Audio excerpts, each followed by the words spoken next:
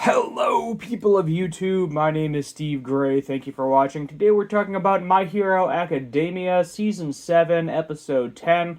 And I am forgetting that this actually comes out on Saturday, not Sunday. I forgot because I was doing both Demon Slayer and My Hero Academia at the same time, that I pushed My Hero Academia to Sunday because it came out after Demon Slayer. So as of next week, Episode 11, providing they don't give us another delay like they did last week, I will be doing these most likely on Saturdays. At least that's what I'm going to attempt to do with the reviews. So we start off here with the fight. Here we have All For One, Endeavor, Jiro, Dark Shadow. Everybody here, she got beat up pretty bad, got one of her ears blown off as well. Let's go ahead and skip past the intro here. She then, basically talks about, it's your fault that my friends are crying. You talk about fear and all this other stuff. I don't care. He then says, oh, with this weak, in his mind, he's thinking, oh, with this weak, crappy attack, you're not going to do anything to me. But all of the past users, or the quirks that he stole, their spirit is holding him back at the moment.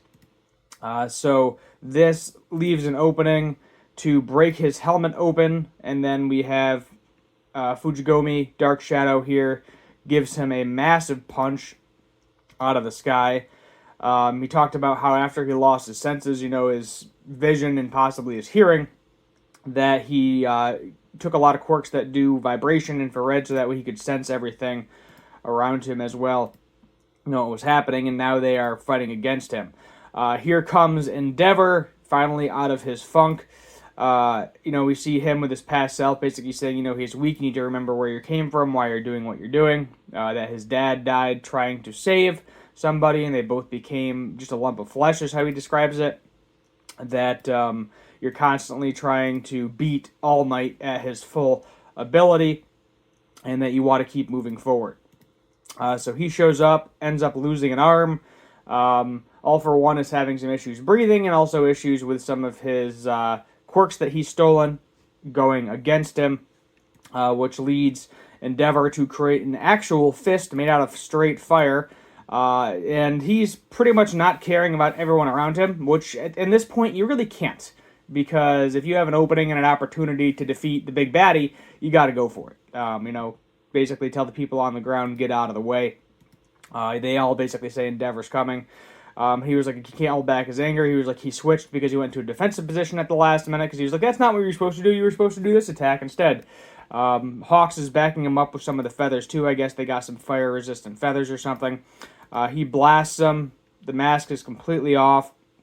He's like, because of my mask, I can't really do much. Brings him up into the sky, and then blasts the living crap out of him. Burns him to a crisp, and thinks he's good to go. All For One also makes a comment that, when wounded heroes are scary, because at that point, they think they're going to die, they have nothing to lose, so they're going to give it their all anyway, no matter what the consequences are.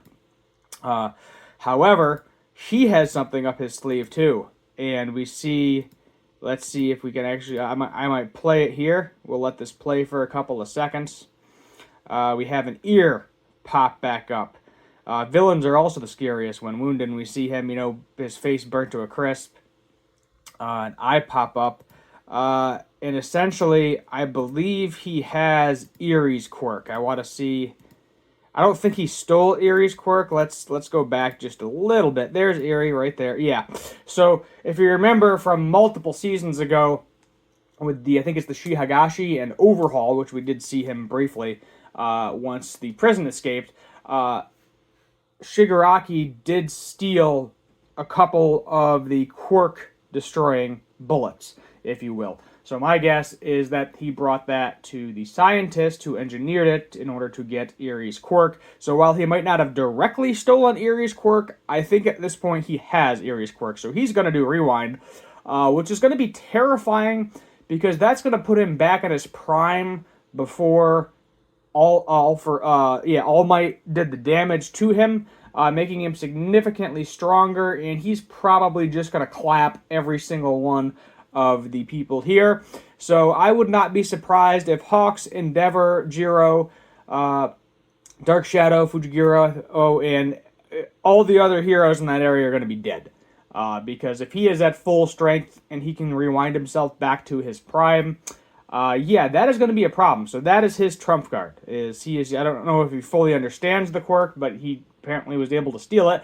It's interesting because the copycat guy was unable to copy Erie's quirk, yet he's able to steal it. So interesting to see how that plays out.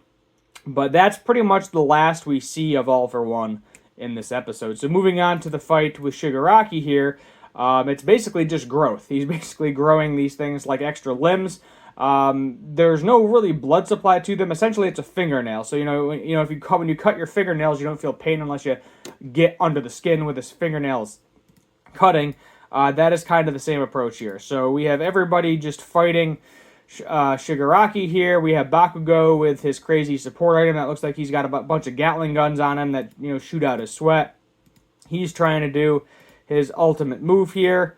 You got Mirko saying, "We are actually a team."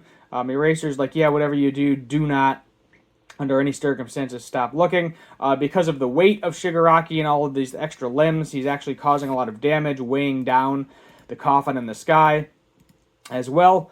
But he goes back, basically gives it his all as well. We get a brief introduction here of the business students recording the incident. He was like, "Well, you see all these fights and stuff, we have to be here." So I don't know who any of these people, we don't get names in any of them. It's kind of irrelevant. But basically they're like, "Yeah, we're documenting this for the future," like people have documented fights in the past, how heroes interact with society.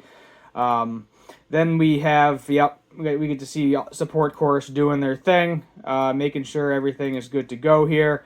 And then Shigaraki got his face burnt up a little bit, probably blinded in that right eye, but ultimately grabs Bakugo, breaks his arm, and kind of just throws him to the ground. So I kind of there's a nice money shot for you right there. There is some fan service in this episode with Mirko, hence the thumbnail that I am putting on this video. But, and I'll leave this here for a minute too. But, yeah, kind of just throws him aside like nothing, doesn't really care. When he's up close, he's like, when you're up close to me, you need to realize that I'm essentially as strong as All Might. He was like, "You were saying that I was using this to keep you away from me." And yes, it's easier to handle all of them with these crazy growth finger things, long-range attacks, but the reality of it is he's still freakishly strong without them. And, we got Bakugo here saying, "Is he really that far away from me, beaten up and bloody after his arm got crushed?"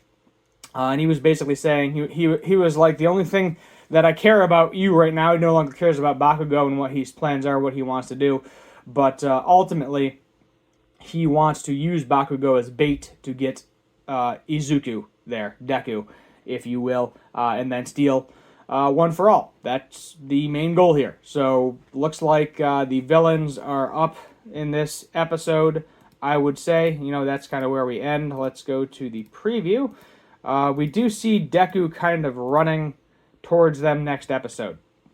So, even doing all of this, even with Shigaraki being immensely weak, there's really nothing they can do. And it says we're going to have the big three. So it looks like Lemillion is showing up next time, and we're going to have the big three.